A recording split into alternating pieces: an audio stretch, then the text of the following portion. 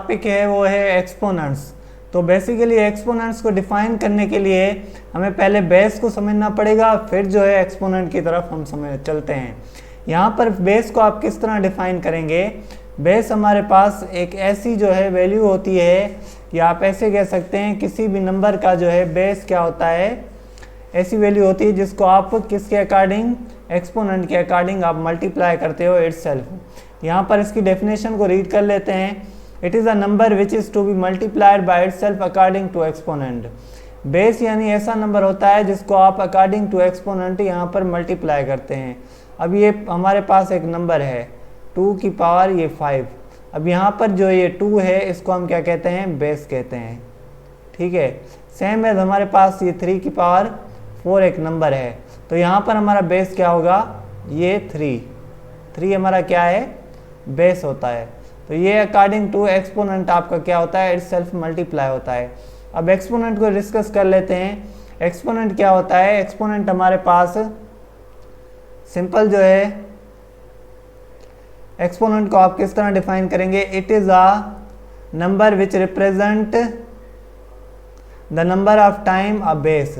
ये क्या करता है, it is a number which represents the number of times a base is to be multiplied by itself. हमने क्या कहा था कि बेस जो है सिंपली एक ऐसा नंबर होता है जो अकॉर्डिंग टू एक्सपोनेंट हम उसको इटसेल्फ मल्टीप्लाई करते हैं अकॉर्डिंग टू एक्सपोनेंट। और एक्सपोनेंट क्या होता है, एक्सपोनेंट वो पावर होती है या वो नंबर होता है जो सिंपली बताता है आपको बेस को कितनी दफ़ा मल्टीप्लाई करना है। अगर सपोज मेरे पास यहाँ पर एक नंबर है 2⁴, तो इसका मतलब क्या है, यहाँ पर बेस हमारा क्या है, 2 है। यहाँ पर बेस क्या है, सिंपली 2 है। और यहाँ पर हमारी जो एक्सपोनेंट है या जो पावर है वो हमारी क्या है, यहाँ पर 4 हमारी एक्सपोनेंट है। तो यहाँ पर जो एक्सपोनेंट है वो 4 है। तो अब इसके अकॉर्डिंग हमें क्या करना है, एक्सपोनेंट के अकॉर्डिंग हम बेस को मल्टीप्लाई करते हैं। अब एक्सपोनेंट हमारे पास 4 है, तो इसका मतलब कि आपको 2 को 4 टाइम यहाँ पर मल्टीप्लाई कर देना है इटसेल्फ। यहाँ पर हम इसको मल्टीप्लाई करेंगे और रिजल्ट हमें मिलेगा 16। तो अकॉर्डिंग टू एक्सपोनेंट हम डिसाइड करते हैं कि कितनी दफ़ा नंबर को मल्टीप्लाई करना है इटसेल्फ। और तीसरा है हमारे पास वैल्यू ऑफ एक्सपोनेंट फॉर्म, या एक्सपोनेंशियल फॉर्म हो अगर तो उसकी वैल्यू क्या होती है। तो यहाँ पर इसको डिफाइन करने के लिए the product of a base with itself according to the exponent is the value of exponential form. अगर हमारे पास कोई भी एक नंबर है उसकी हम प्रोडक्ट कर रहे हैं इटसेल्फ, जो लास्ट में हमें रिजल्ट मिल गया, जिस तरह ये 16 हमने यहाँ पर रिजल्ट निकाला, तो ये क्या कहलाता है, वैल्यू ऑफ एक्सपोनेंशियल फॉर्म। इसको मैंने शॉर्ट फॉर्म में लिख दिया है VEOF, value of exponential form. अब इसको मज़ीद एग्जांपल्स के साथ इलस्ट्रेट करते हैं।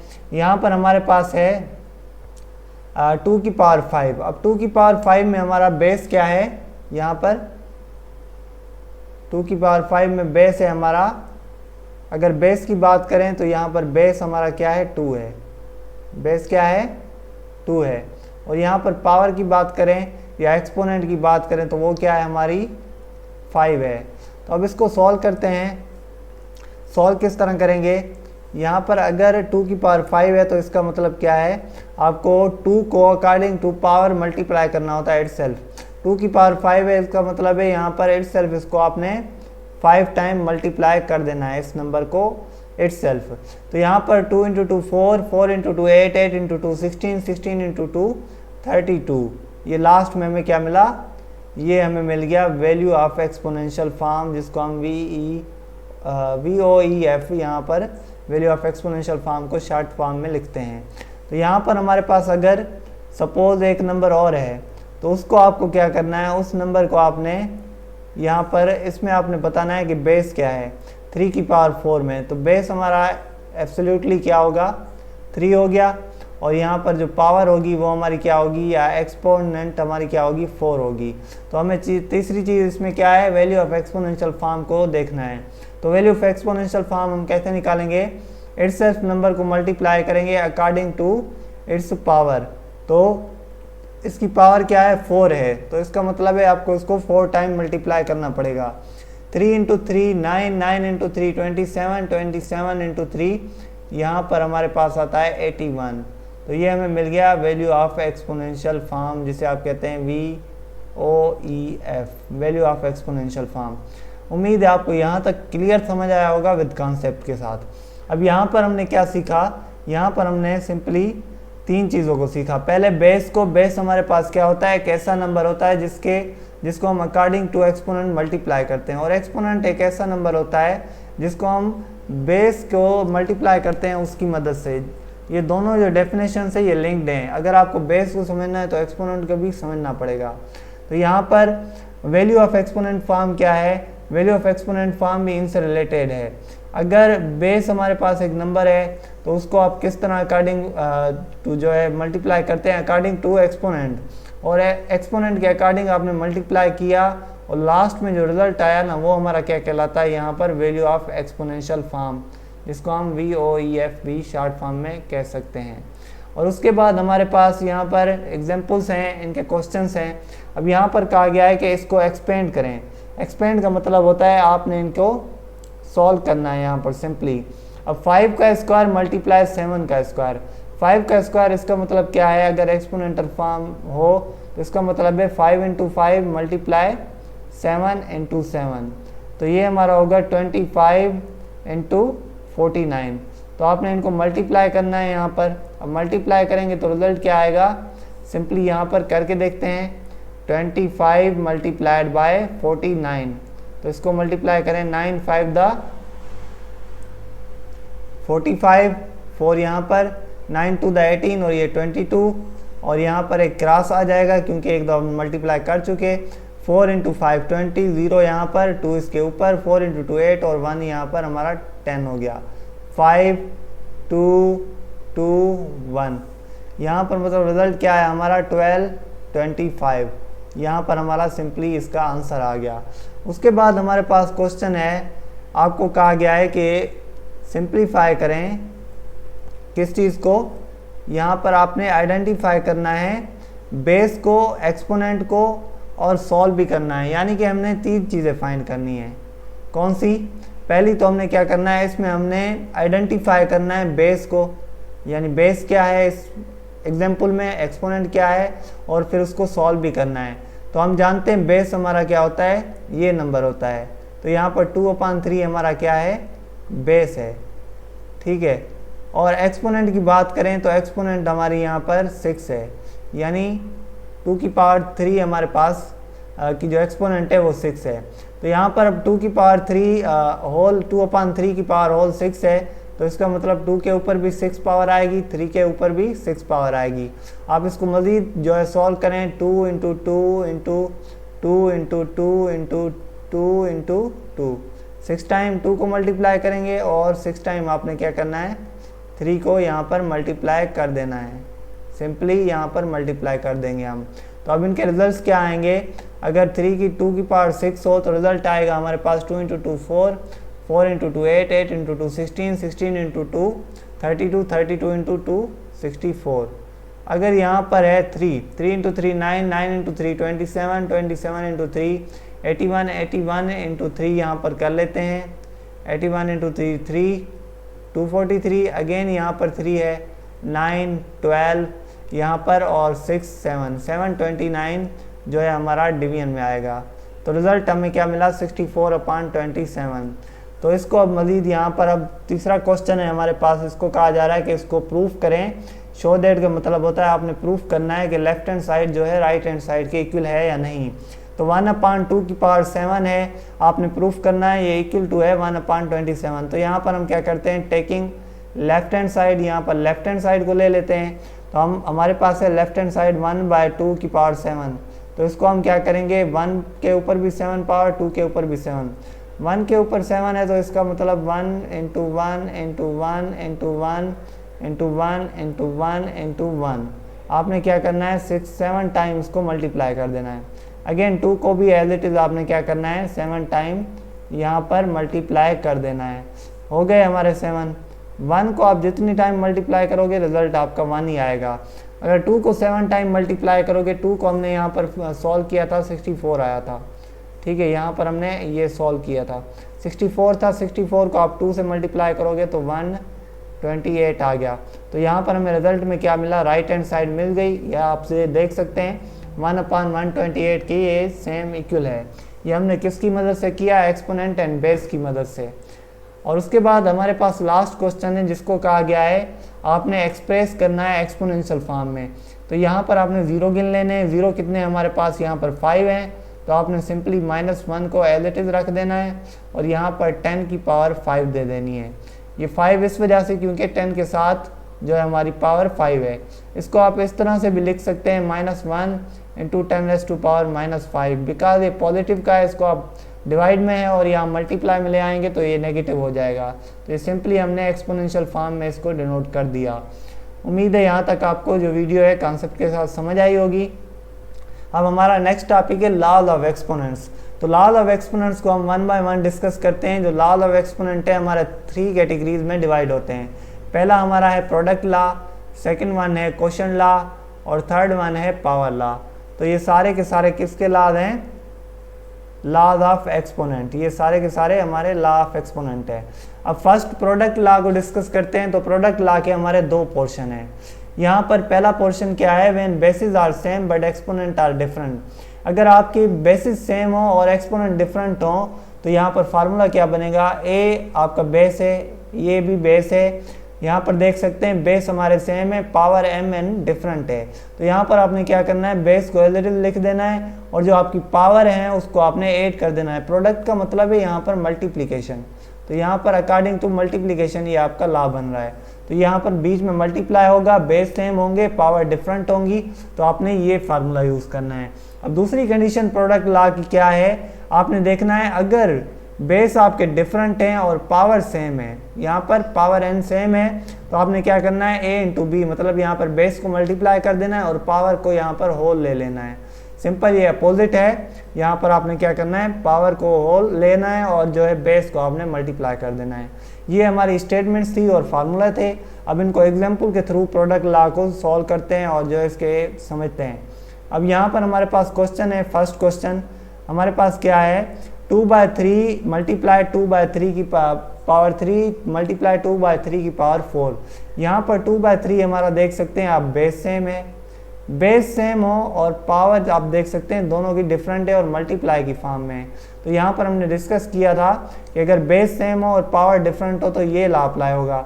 अब क्या है, वहाँ पर 2/3 है तो बेस 2/3 एज इट इज रखेंगे। यहाँ पर हमने 2/3 को एज इट इज रख दिया और इनकी पावर को क्या कर देना है, according to law product law यहाँ पर हमने क्या करना है, ऐड कर देना है।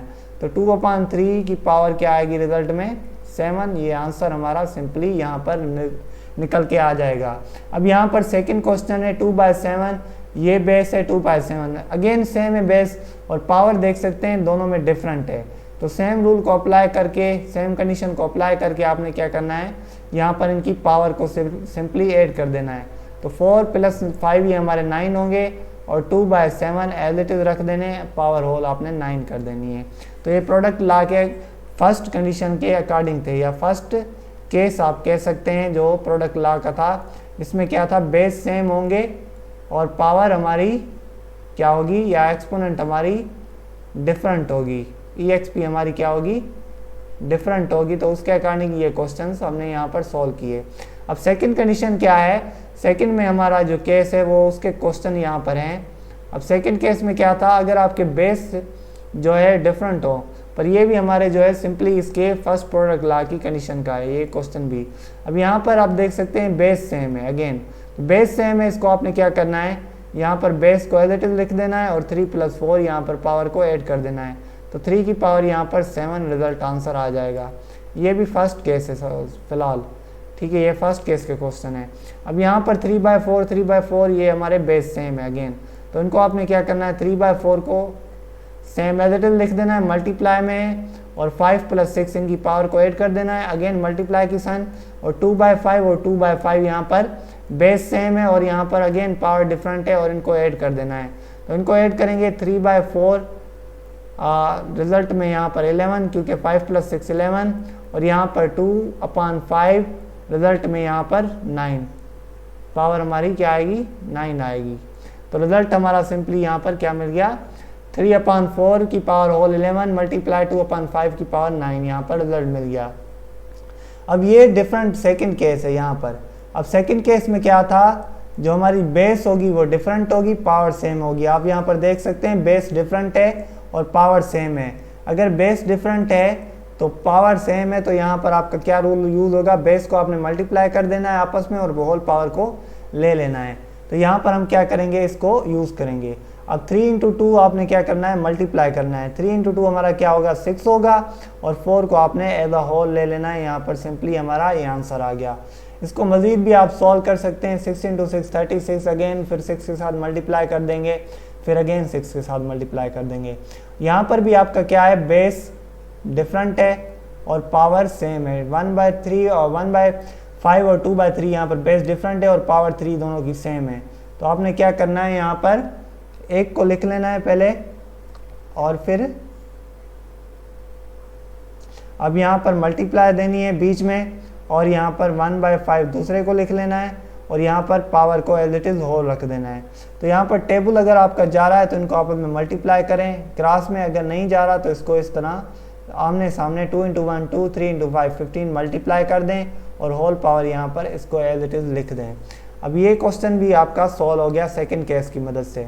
अब यहाँ पर ये भी देख सकते हैं, अगर आपके अल्फ़ाबेटिकल केस में आ जाएँ, अलजेब्रिक की किस तरह की इक्वेशंस होती हैं, तो उसमें भी आपके ये लॉज यूज़ होते हैं। तो x की पावर 3 है मल्टीप्लाई y की पावर 3, तो x multiply y whole power 3 आप लिख सकते हैं इसको, x multiply y whole power 3, या इसको इस तरह लिखें x y होल पावर 3, आपकी मर्जी, ये आंसर सिंपल इसका हो जाएगा।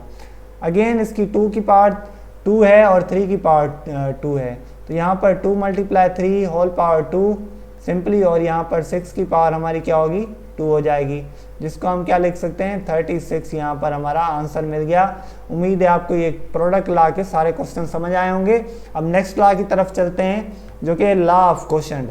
अब लॉ ऑफ क्वोशंट में भी हमारे पास दो कंडीशंस हैं। बेस पहली कंडीशन जो थी हमारी एज इट इज़ है, पर यहाँ पर डिफरेंस क्या होगा, आपकी डिवाइड होगी, और यहाँ पर इस कंडीशन में आपका सिर्फ माइनस आएगा। वहाँ पर हमने पावर को ऐड किया था, अब यहाँ पर माइनस कर देना है। पहली कंडीशन के अकॉर्डिंग बेस सेम होगा, पावर डिफरेंट होगी या एक्सपोनेंट डिफरेंट होगी, और दूसरी कंडीशन के अकॉर्डिंग बेस डिफरेंट होगा और एक्सपोनेंट सेम हो जाएगी। यहाँ पर डिवाइड में आपने रख देना है, यहाँ पर सिर्फ इसको a/b रख देना है। वहाँ पर मल्टीप्लाई था, ये डिवीजन में चला जाएगा। अब लॉ ऑफ क्वेश्चन के क्वेश्चन लें, ठीक है। यहाँ पर लॉ ऑफ क्वेश्चन के क्वेश्चंस को सॉल्व कर लेते हैं। अब यहाँ पर एग्जाम्पल नंबर 1 है 3 पावर 6 डिवाइडेड बाय 3 पावर 2। आप देख सकते हैं यहाँ पर बेस सेम है, पावर डिफरेंट है और डिवाइड है, ठीक है। डिवाइड है तो आपने क्या करना है, बेस सेम है तो बेस को एज इट इज लिख देना है, इसको कुछ नहीं करना। और यहाँ पर पावर में आपने क्या कर देना है, पावर में सब्ट्रैक्शन कर देनी है, यानी कि डिफरेंस कर लेना है पावर का। अब यहाँ पर 6 - 2 यहाँ पर 3 का स्क्वायर होगा, जो कि हमारे पास 9 होगा रिजल्ट में। Simply according to first case आप कह सकते हैं इसको, ये अकॉर्डिंग टू फर्स्ट केस हमने क्वेश्चन ला के किया। अब ये क्वेश्चन भी हमारा अकॉर्डिंग टू फर्स्ट केस होगा, क्योंकि यहाँ पर भी बेस सेम है, पावर डिफरेंट है। तो यहाँ पर आप लिख सकते हैं 3/7 होल पावर आपकी क्या होगी, यहाँ पर 8 - 5। 8 - 5 आपकी क्या होगा 3/7।